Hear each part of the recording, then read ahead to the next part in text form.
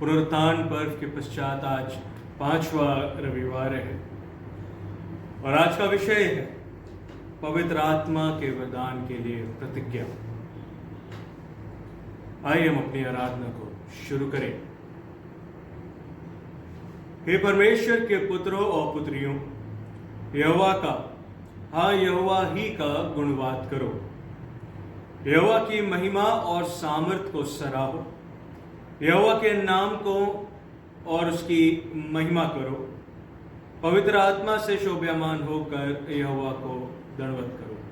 प्रार्थना करेंगे। सर्वशक्तिमान पिता परमेश्वर, धन्यवाद के साथ हम अपने जीवन को आपके अधीन करते हैं। धन्यवाद करते हैं पिता परमेश्वर कि आपने अब तक हमें संभाला है। आपने पिता परमेश्वर हमें अपनी पंखों की आड़ में छिपाए रखा है। आपने हमें शैतान के घेरे से निकाला है। आपने हमें छुटकारा दिया है। आपने हमें बीमारियों से चंगाई दी है। आपने हमें संभाला है। प्रभु, आप हमें अपनी अगुवाई में बढ़ाते हैं। पिता परमेश्वर, अपने मार्ग पर चलने के लिए आप हमें तैयार करते हैं। धन्यवाद करते हैं क्योंकि आप हमसे प्रेम करते हैं। वह प्रेम कभी टलने का नहीं। पिता परमेश्वर, धन्यवाद करते हैं मुर्दों की जमीन पे आपने अब तक हमें जिंदा रखा है। हम जानते हैं जब देश भर में कोरोना का कहर है, पिता परमेश्वर, इस महामारी से आपने हमें बचाए रखा है। प्रभु, हमारी प्रार्थना है कि आप इसी रीति से हमारी पिता परमेश्वर सहायता करें। आपका अनुग्रह हम पर सदा बना रहे। प्रार्थना करते हैं उन सब अजीजों के लिए जो पिता परमेश्वर अब भी लॉकडाउन के चलते अपने घरों में रह के आपकी तारीफ, आपसे आराधना, आपकी स्तुति, आपकी प्रशंसा करते हैं। आपके वचनों को सुनते हैं, उनको मनन करते हैं। पिता परमेश्वर, एक एक जन को आप आशीषित करें।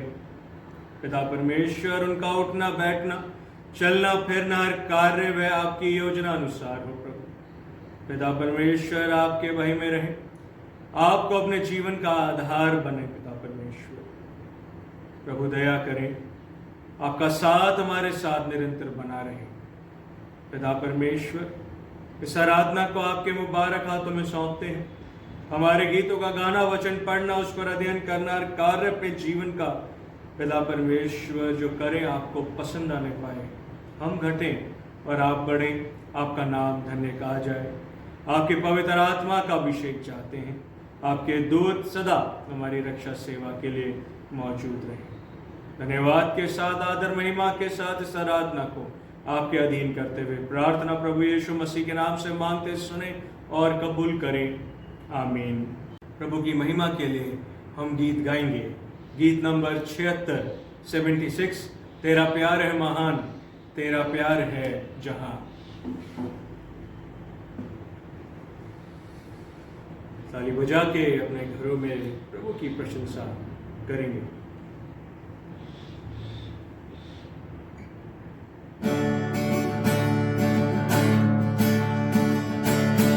तेरा प्यार है महान, तेरा प्यार है जहां। मैं जो पहले मुर्दा था, तूने डाली मुझ में जान।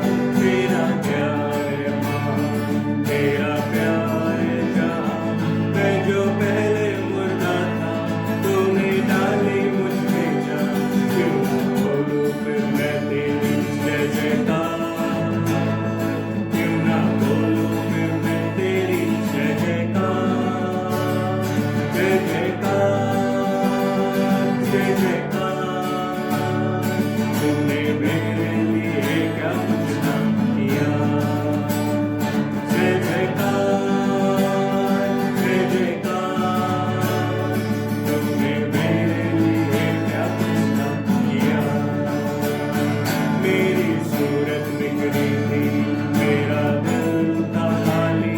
तूने सींचा लहू से ताकि आए हरियाली। मेरी सूरत बिगड़ी थी, मेरा दिल था खाली। तूने सींचा लहू से ताकि आए हरियाली। क्यों ना बोलूं फिर मैं तेरी जय जयकार, क्यों ना बोलूं फिर मैं तेरी जय जयकार, जय जय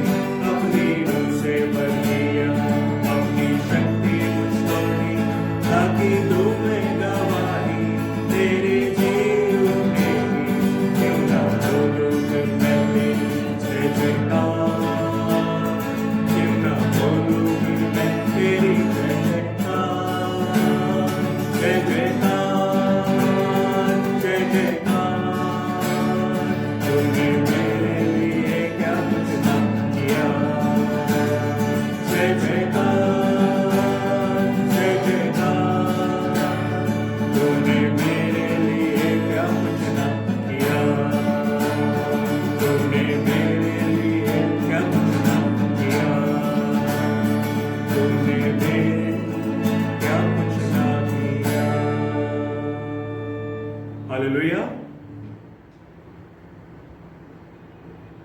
प्रभु भोज की पुस्तक में से हम पढ़ेंगे क्रम संख्या 3, 4 और 5। प्रभु यीशु मसीह का अनुग्रह, परमेश्वर पिता का प्रेम और पवित्र आत्मा की सहभागिता आप सबके साथ हो। साथ मिलकर हम प्रार्थना करेंगे। सर्वशक्तिमान परमेश्वर, आपके सम्मुख सबके हृदय खुले हैं, आप सबकी अभिलाषाओं को जानते हैं और आपसे कोई भी भेद छिपा नहीं है। अपने पवित्र आत्मा की प्रेरणा से हमारे हृदय के विचारों को शुद्ध कीजिए, ताकि हम आपसे पूर्ण रूप से प्रेम करें और योग्य रीति से आपके पवित्र नाम की स्तुति करें, हमारे प्रभु यीशु मसीह के द्वारा, आमीन। स्वर्ग में परमेश्वर की महिमा और पृथ्वी पर उसके लोगों को शांति। हे प्रभु परमेश्वर, स्वर्ग के राजा, सर्वशक्तिमान पिता परमेश्वर, हम आपकी आराधना करते, आपको धन्यवाद देते और आपकी महिमा के कारण आपकी स्तुति करते हैं। हे प्रभु यीशु मसीह, परमेश्वर पिता के इकलौते पुत्र, हे प्रभु परमेश्वर, हे परमेश्वर के मेमने, आप जगत का पाप उठा ले जाते हैं, हम पर दया कीजिए। आप पिता की दाहिनी ओर विराजमान हैं, हमारी प्रार्थना स्वीकार कीजिए, क्योंकि केवल आप ही पवित्र हैं, आप ही प्रभु हैं, आप ही है यीशु मसीह, पवित्र आत्मा के साथ परमेश्वर पिता की महिमा में परम उच्च हैं, आमीन। यह समय होगा उत्तरवादी पाठ के लिए। हम पढ़ेंगे भजन संहिता और उसका भजन 32 और उसकी 6 से 11 आयतें। भजन संहिता साम 32 वर्स 6 till verse 11। इस कारण हर एक भक्त तुझसे ऐसे समय में प्रार्थना करे जबकि तू मिल सकता है। निश्चय जब जल की बड़ी बाढ़ आए तो अभी उस भक्त के पास ना पहुंचेगी। तू मेरे छिपने का स्थान है, तू संकट से मेरी रक्षा करेगा। तू मुझे चारों ओर से छुटकारे के गीतों से घेर लेगा। मैं तुझे बुद्धि दूंगा और जिस मार्ग में तुझे चलना होगा उसमें तेरी अगुवाई करूंगा।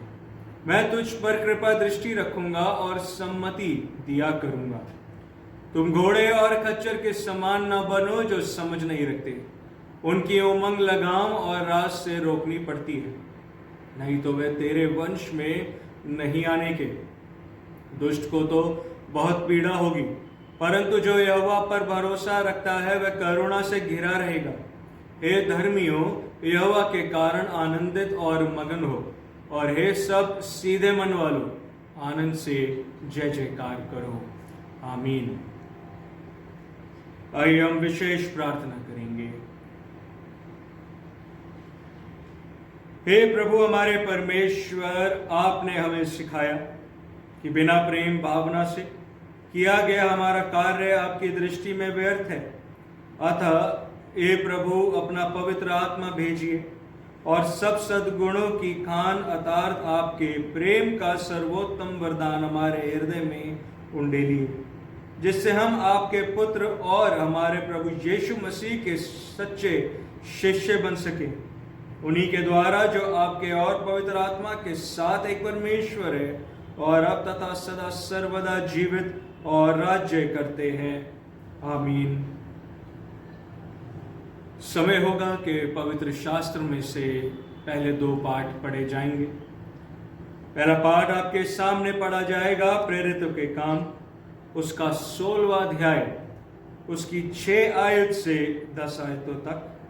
और दूसरा पाठ आपके सामने पढ़ा जाएगा पहला पत्रस, उसका 4था अध्याय और उसकी 7 से 11 आयतें। सबको जल्दी की हम पढ़ेंगे प्रेरितों के काम 16 अध्याय 6 से 11 आयत। वे फ्रूगिया और गलाती प्रदेशों में से होकर गए, क्योंकि पवित्र आत्मा ने उन्हें एशिया में वचन सुनाने से मना किया। उन्होंने मूसिया के निकट पहुंचकर बिथुनिया में जाना चाहा, परंतु यीशु के आत्मा ने उन्हें जाने नहीं दिया। अतः वे मूसिया से होकर त्रोआस में आए। वहां पौलुस ने रात को एक दर्शन देखा कि एक मकिदुनी पुरुष खड़ा हुआ उससे विनती करके कह रहा है, पार उतर कर मकिदुनिया में आ और हमारी सहायता कर। उसके यह दर्शन देखते ही हमने तुरंत मकिदुनिया जाना चाहा, यह समझकर कि परमेश्वर ने हमें उन्हें सुसमाचार सुनाने के लिए बुलाया है। इसीलिए तरास से जहाज खोलकर हम सीधे सुमात्रा के और दूसरे दिन नियापोलिस में आए। परमेश्वर के पवित्र वचन को पढ़े और सुने जाने में हम सबको आशीष मिले। आमीन। सबको जय मसीह की। हम प्रभु के पवित्र कलाम में से पढ़ेंगे पहला पतरस उसका 4 अध्याय उसकी 7 आयत से 11 आयतों तक। यहाँ इस प्रकार लिखा है, सब बातों का अंत निकट है, अतः समझदार होकर प्रार्थना के लिए तत्पर रहो। सबसे बढ़कर एक दूसरे के प्रति प्रेम में सरगर्म रहो, क्योंकि प्रेम अनेक पापों को ढांप देता है।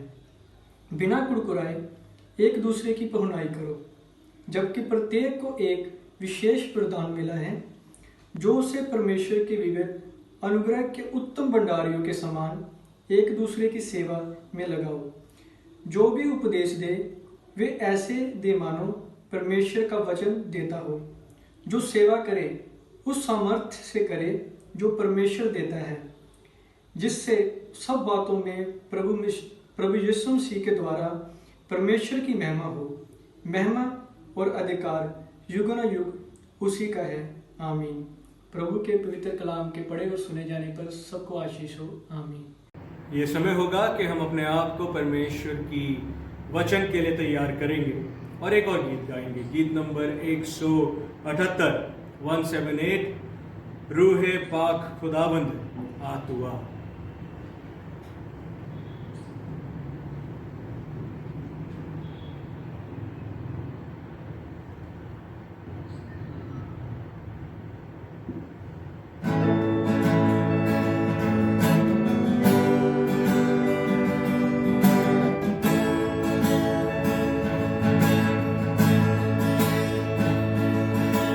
रूहे पाक खुदाबंद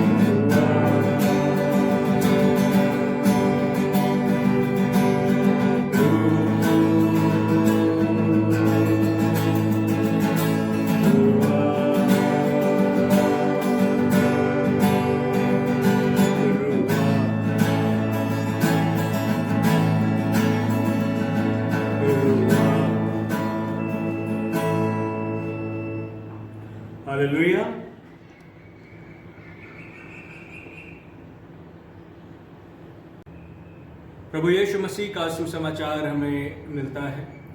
यूहन्ना रचित सुसमाचार उसका 14वां अध्याय और उसकी 15 से 21 आयतों तक। यूहन्ना रचित सुसमाचार उसका 14वां अध्याय और उसकी 15 आयत से 21 आयत। हे क्रिस्त यीशु आपकी महिमा हो, आमीन। यदि तुम मुझसे प्रेम रखते हो तो मेरी आज्ञाओं को मानोगे। मैं पिता से विनती करूंगा और वह तुम्हें एक और सहायक देगा कि वह सर्वदा तुम्हारे साथ रहे, अर्थात सत्य का आत्मा, जिसे संसार ग्रहण नहीं कर सकता क्योंकि वह ना उसे देखता है और ना उसे जानता है। तुम उसे जानते हो क्योंकि वह तुम्हारे साथ रहता है और वह तुम में होगा। मैं तुम्हें अनाथ नहीं छोड़ूंगा, मैं तुम्हारे पास आता हूं। और थोड़ी देर रह गई है कि फिर संसार मुझे ना देखेगा, परंतु तुम मुझे देखोगे, इसलिए कि मैं जीवित हूं। तुम भी जीवित रहोगे। उसी दिन तुम जानोगे कि मैं अपने पिता में हूं और तुम मुझ में और मैं तुम में। जिसके पास मेरी आज्ञाएं हैं और वह उन्हें मानता है, वही मुझसे प्रेम रखता है, और जो मुझसे प्रेम रखता है उससे मेरा पिता प्रेम रखेगा और मैं उससे प्रेम रखूंगा और अपने आप को उस पर प्रकट करूंगा।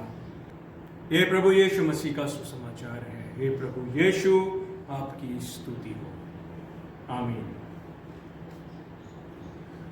मसीहत में हम एक परमेश्वर की आराधना करते हैं जो 3 तरह से स्वयं को प्रकट करता है, पिता और पवित्र आत्मा और पुत्र। और इन तीनों में से पवित्र आत्मा हमारे लिए सबसे कठिन हो सकता है। पुराने नियम में हम परमेश्वर को गहराई से जान पाते हैं, नए नियम में हम प्रभु यीशु मसीह को गहराई से जान पाते हैं, पर पवित्र आत्मा के बारे में हम उत्पत्ति से प्रकाशित वाक्य तक जान पाते हैं। यीशु ने बहुत ठोस शब्दों में पवित्र आत्मा के बारे में बात की। वास्तव में पवित्र आत्मा हमारे जीवन में क्या करेगा, उसके संदर्भ में और बाइबल के लेखक भी ठोस शब्दों में पवित्र आत्मा की बात करते हैं। तो पवित्र आत्मा कौन है और वह हमारे लिए महत्वपूर्ण क्यों है, और वह, जैसा कि आज विषय है, पवित्र आत्मा के वरदान के लिए वह कैसी प्रतिज्ञा है। यूहन्ना रचित सुसमाचार जो आपके सामने पढ़ा गया, यहां पर प्रभु यीशु मसीह अपने शिष्यों को तैयार कर रहे हैं। वे अपने शिष्यों से कह रहे हैं कि उनका जो समय है वो आ गया है कि वे उन्हें छोड़कर चले जाएंगे, लेकिन वे ये भी कह रहे हैं कि उन्हें इस बारे में निराश होने की जरूरत नहीं है, क्योंकि परमेश्वर अभी भी उनके साथ रहेंगे, केवल पवित्र आत्मा के माध्यम से। और यह हमारे लिए आज भी सच है। प्रभु यीशु मसीह व्यक्तिगत तौर पर अब यहां नहीं है, उनका स्वर्ग आरोहण हो चुका है। वह स्वर्ग में है जहां वह हमारे लिए लगातार प्रार्थना कर रहे हैं, और अपने बाद उन्होंने हमारे लिए एक सहायक छोड़ दिया है, यानी पवित्र आत्मा। परमेश्वर हमारे जीवन में हमेशा मौजूद रहते हैं। वह अपनी पवित्र आत्मा के माध्यम से सारी पृथ्वी पर आराम, सहायता, मार्गदर्शन और उपचार प्रदान कर रहे हैं। हमें समझना है कि पवित्र आत्मा हम में से हर एक के भीतर जीवन की भावना नहीं है। पवित्र आत्मा मनुष्य की आत्मा नहीं है जो सबसे उत्तम बनने के लिए प्रयत्नशील है। पवित्र आत्मा हम में से प्रत्येक के भीतर परमेश्वर का एक स्वरूप है, जो हमारे हृदय के माध्यम से प्रभु यीशु मसीह के साथ एकजुट करता है। हमें अपने जीवन में पवित्र आत्मा की उपस्थिति के स्वरूप के माध्यम से सोचने की आवश्यकता है, जरूरत है। जैसा पहला कुरिन्थियों 6 अध्याय 19 से 20 आयत में हम पाते हैं, लिखा है, क्या तुम नहीं जानते कि तुम्हारी देह पवित्र आत्मा का मंदिर है जो तुम में बसा हुआ है और तुम्हें परमेश्वर की ओर से मिला है, और तुम अपनी नहीं हो, क्योंकि दाम लेकर मोल लिए गए हो। इसलिए अपनी देह के द्वारा परमेश्वर की महिमा करो। पवित्र आत्मा केवल हमारे साथ नहीं है, वह हम में है। पवित्र आत्मा वास्तव में शारीरिक रूप से हमारे भीतर निवास करता है। यूहन्ना रचित सुसमाचार 14वां अध्याय और उसकी 17 आयत के दूसरे भाग में हम देख सकते हैं, तुम उसे जानते हो क्योंकि वह तुम्हारे साथ रहता है और वह तुम में होगा। और जब पवित्र आत्मा हमारे भीतर शारीरिक रूप से होता है, यानी परमेश्वर हमारे भीतर निवास करता है, तो हम अपने जीवन में एक परिवर्तन अवश्य देखेंगे। जिनमें पहला परिवर्तन है, हम आत्मा के फल अपने जीवन में विकसित होते देखेंगे, जो हम पाते हैं पौलुस की पत्री गलातियों के नाम उसका 5वां अध्याय और उसकी 22 और 23 आयत में, जहां वह कहते हैं, आत्मा का फल प्रेम, आनंद, मेल, धीरज और कृपा और भलाई, विश्वास, नम्रता और संयम है। ये पवित्र आत्मा की विशेषताएं हैं और केवल पवित्र आत्मा के माध्यम से ही हैं हम अपने जीवन में इन्हें पा सकते हैं। पवित्र आत्मा का फल हमारे जीवन में बढ़ता जाता है और अंततः हमारे भीतर भी मंजिला होता जाता है। दूसरी बात ये हम यहां पाते हैं कि जैसे जैसे समय पवित्र आत्मा की अगुवाई में बीतता जाता है, पवित्र आत्मा के वरदानों को हम पाते जाते हैं और उनका उपयोग करते जाते हैं। पवित्र आत्मा द्वारा हम वरदान प्राप्त करते हैं जो हमारी प्राकृतिक प्रतिभाओं से भिन्न है। पवित्र शास्त्र में आत्मा के कुल 27 वरदान पाए जाते हैं और ये परमेश्वर की आशीष है कि हम में से सभी मसीह भाई और बहन के पास कोई ना कोई वरदान है जो परमेश्वर की सेवा के लिए उपयोग में आता है और बढ़ता जाता है। आत्मा के फल और आत्मा के वरदान दो प्राथमिक उपाय हैं जिसमें पवित्र आत्मा हमारे भीतर काम कर रही है, हमें बदल कर हमें विकसित कर रही है ताकि हम दूसरों के लिए और विश्व के लिए वरदान साबित हो सकें। पवित्र आत्मा वह है जो हमें दिन प्रतिदिन के आधार पर परमेश्वर का अनुभव करने में सहायता करता है, जो हमें श्रद्धा प्रदान करता है, जो हमें मजबूत करता है। वही हमें हर दिन के हर क्षण परमेश्वर की उपस्थिति में रखता है। पवित्र आत्मा मेरे अजीजों एक वायदा है, परमेश्वर सदा साथ है। यूहन्ना रचित सुसमाचार 14वां अध्याय और 18 आयत में हम पाते हैं, मैं तुम्हें अनाथ ना छोड़ूंगा, मैं तुम्हारे पास आता हूं।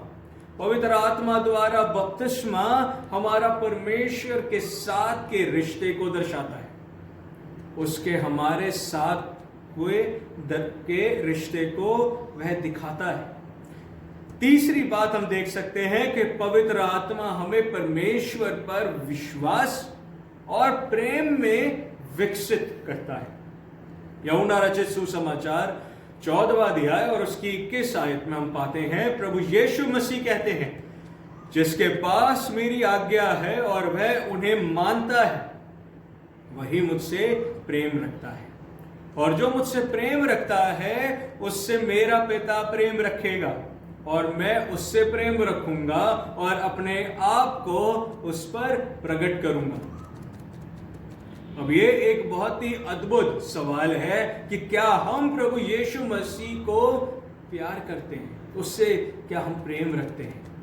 यूहन्ना रचित सुसमाचार 14वां अध्याय 15 आयत में लिखा है, प्रभु यीशु मसीह कहते हैं, यदि तुम मुझसे प्रेम रखते हो तो मेरी आज्ञाओं को मानोगे।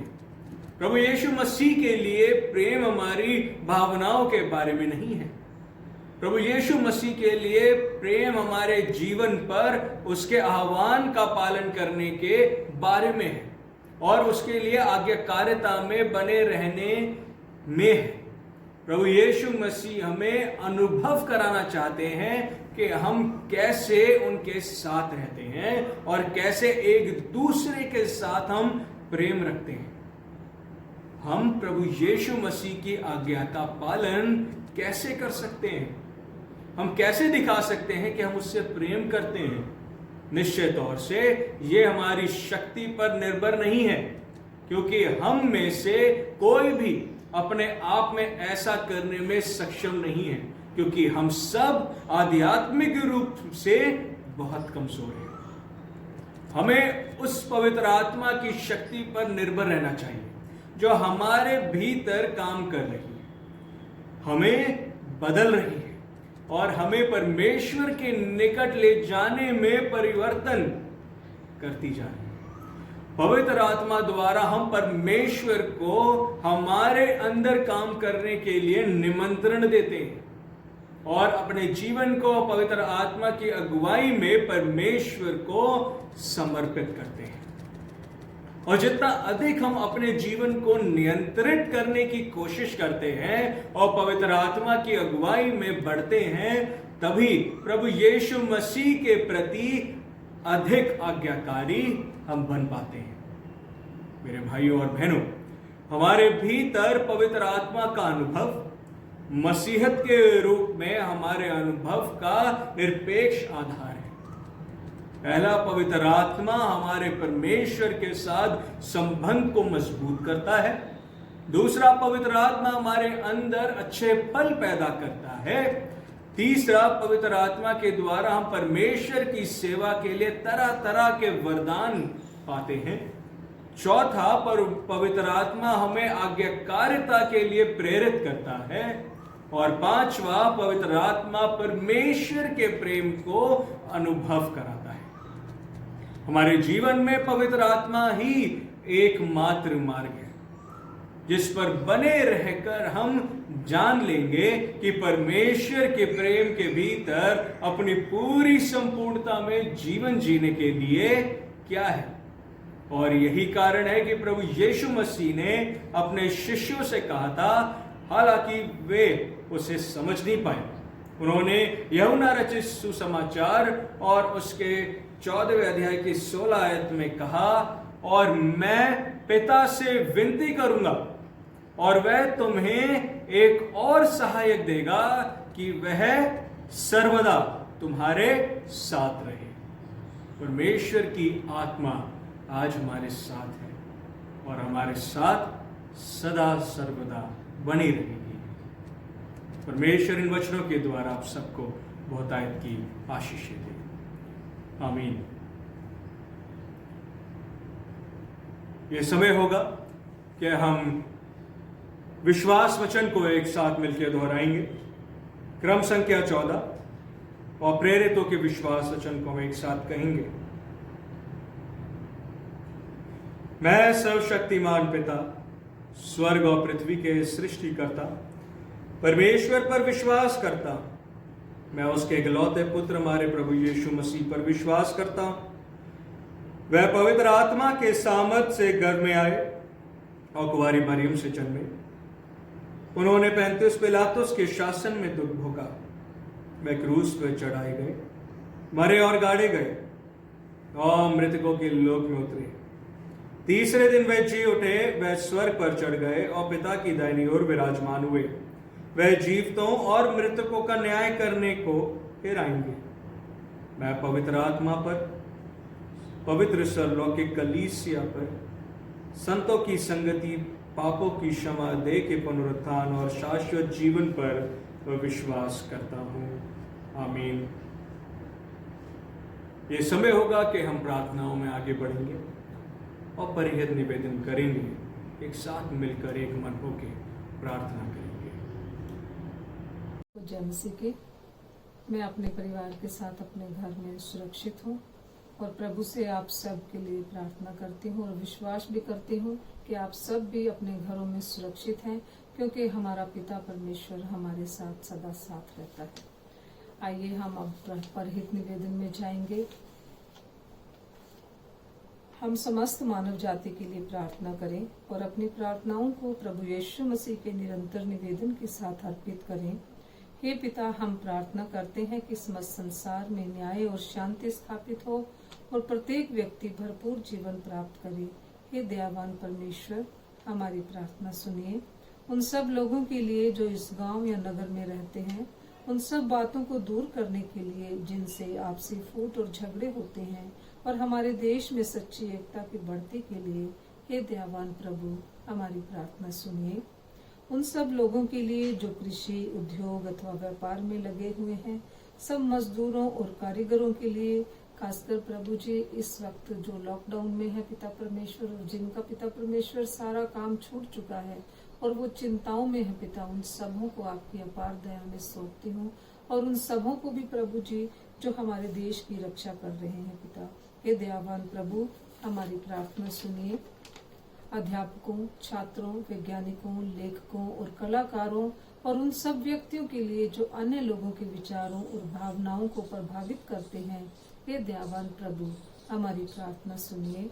उन सब लोगों के लिए जो दुखी हैं, बेरोजगार हैं, भूखे प्यासे हैं, दरिद्र और दलित हैं, बीमार और मरनासन हैं, और उन सब व्यक्तियों के लिए जो ऐसे लोगों की सेवा और सहायता करते हैं, हे दयावान प्रभु, हमारी प्रार्थना सुनिए। हमारे तथा अन्य देशों के सब शासकों के लिए, विशेषकर हमारे राष्ट्रपति, प्रधानमंत्री, इस राज्य के राज्यपाल, मुख्यमंत्री और उनके लिए भी जो लोगों पर किसी प्रकार का अधिकार रखते हैं, हे दयावान प्रभु, हमारी प्रार्थना सुनिए।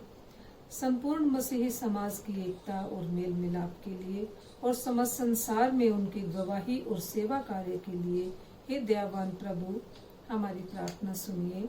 भारत में आपके समस्त कलीसिया के लिए, उसकी परिषदों, अगुओं, विशेषकर हमारे महाधर्माध्यक्ष, दक्षिण भारत की कलीसिया के महाधर्माध्यक्ष और मार्थोमा कलीसिया के मेट्रोपॉलिटन, हमारे धर्माध्यक्ष वारिस मसीह, हमारे पुरोहित रेवरेंड वारुण और आपकी कलीसिया के सब अन्य धर्म सेवकों के लिए कि वे सच्चाई और लगन से आपकी सेवा करें, हे दयावान प्रभु, हमारी प्रार्थना सुनिए।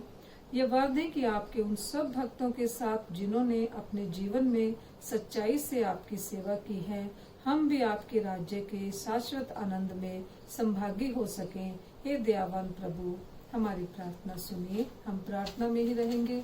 महान अद्भुत परमेश्वर, दयावान दयालु परमेश्वर, कृपालु परमेश्वर, अति महान परमेश्वर, आपका धन्यवाद करते हैं पिता, आपकी महिमा करते हैं पिता, आपकी स्तुति करते हैं खुदावंद। आपने अपनी बड़ी अपार दया और करुणा में हमारे जीवनों को अब तक संभाला है पिता परमेश्वर। दयालु पिता, आपसे विनती करते हूँ खुदावंद, आप उन जीवनों को भी पिता परमेश्वर अपनी दया में लीजिए जो आज प्रभु जी बहुत ही पिता परमेश्वर कठिनाई में है, खास करके जिनका प्रभु जी रोजगार अब पिता परमेश्वर खत्म हो चुका है, उन सबों को प्रभु जी आप अपनी दया में ले पिता परमेश्वर, उन जीवनों को शांति दे। उनके जो प्रबंध प्रभु जी आपने इस धरती पर किए हैं खुदावंद, वो उन तक पहुंचने पाए पिता परमेश्वर। उन जीवनों में शांति आए, स्थिरता आए पिता परमेश्वर, और खुदावंद वो जीवन प्रभु जी आप पर भरोसा कर सके। मदद करना पिता, दयावान दयालु परमेश्वर, आपकी दया और करुणा उन सब पर भी उतरे पिता परमेश्वर जो आज बीमार हैं खुदावंद, चाहे वो घरों में हो, हॉस्पिटलों में हो या प्रभु जी कहीं भी पिता परमेश्वर, आपकी दया उन तक पहुंचे। खासकर महामारी से ग्रस्त लोगों के लिए विनती करती हूँ पिता, आपके अनुग्रह पिता परमेश्वर भरपूरी से ऐसे लोगों के साथ हो जो प्रभु जी इसमें ग्रस्त हो चुके हैं पिता, होने दीजिए पिता परमेश्वर। ये तमाम पिता परमेश्वर जन आपकी दया से बहुत जल्द चंगे होने पाए पिता परमेश्वर, मदद करें खुदावन। इस कोरोना वायरस को पिता आपके अधिकार में सौंपती हूँ, आप सामर्थी परमेश्वर हैं प्रभु जी, होने दीजिए पिता परमेश्वर। आपके अनुग्रह से ये बीमारी प्रभु जी समाप्त होने पाए खुदावन। ये सब चंगे हों जितने भी बीमार हैं पिता, और अपने घरों में आए और प्रभु जी आपके नाम को धन्य कहने पाए पिता परमेश्वर। वो जानने पाए कि एक शक्ति है जिसने प्रभु जी इन सबों को संभाला है पिता, दया करें खुदावन। बिल्कुल पिता परमेश्वर, उम्मीद खो चुके लोगों को आपके हाथों में सौंपती हूँ पिता। आप ही हैं खुदावन जो असमर्थ में प्रभु जी सामर्थ दिखाने वाले पिता हैं, मदद करना पिता। इन सबों पर अपनी अपार करुणा उतारिए पिता परमेश्वर, कि ये सब भले चंगे हों, आपके नाम को महिमा देने पाए पिता परमेश्वर। जो लोग सेवा में हैं प्रभु जी, मैं उन सबों को भी आपकी दया में सौंपती हूँ पिता। होने दीजिए खुदावन ये जीवन प्रभु जी सुरक्षित रहे पिता परमेश्वर, इस बीमारी से बचे रहें। इनके परिवारों को खास करके आपके हाथों में सौंपती हूँ पिता। आपकी दया से ये परिवार सुरक्षित रहे, इन्हें प्रभु जी ये बीमारी का कोई भी नुकसान ना हो, और प्रभु जी ताकि ये जो सेवा के हाथ हैं ये हमेशा प्रभु जी आगे बने रहें। सहायता मदद करना पिता। हम सब के जीवनों को आपके हाथों में सौंपते हूँ, सारी कलीसिया को आपके हाथों में सौंपते हुए इन सारी विनती प्रार्थनाओं को मैं अपने प्रभु यीशु मसीह के मीठे और सामर्थी नाम से मांगती हूँ। सुने और कबूल करें, आमीन। हम सब इकट्ठा बोलेंगे, ये स्वर्गीय पिता अपने राज्य को शीघ्र प्रकट कीजिए और हमारी इन प्रार्थनाओं को सुनिए। हम आपके पुत्र अपने प्रभु और उद्धारकर्ता यीशु मसीह के नाम से ये मांगते हैं, आमीन। जय मसीह। आइए हम प्रभु की प्रार्थना एक साथ मिलके कहें। हे हमारे स्वर्गीय पिता, आपका नाम पवित्र माना जाए, आपका राज्य आए, आपकी इच्छा जैसे स्वर्ग में पूरी होती है वैसे पृथ्वी पर भी हो। आप हमारे दिन भर की रोटी आज हमें दीजिए। आप हमारे अपराधों को क्षमा कीजिए जैसे हमने अपने अपराधियों को क्षमा किया है। आप हमें परीक्षा में मत डालिए परंतु बुराई से बचा लीजिए, क्योंकि राज्य, पराक्रम और महिमा अब और सदा सर्वदा आप ही के हैं, आमीन। परमेश्वर की शांति जो सारी समझ से परे है, परमेश्वर के और उसके पुत्र हमारे प्रभु यीशु मसीह के ज्ञान और प्रेम में आपके हृदय और विचारों को सुरक्षित रखे, और सब शक्तिमान परमेश्वर पिता, पुत्र, पवित्र आत्मा की आशीष आप पर हो और आपके साथ सदा सर्वदा बनी रहे, आमीन। सबको जय मसीह की।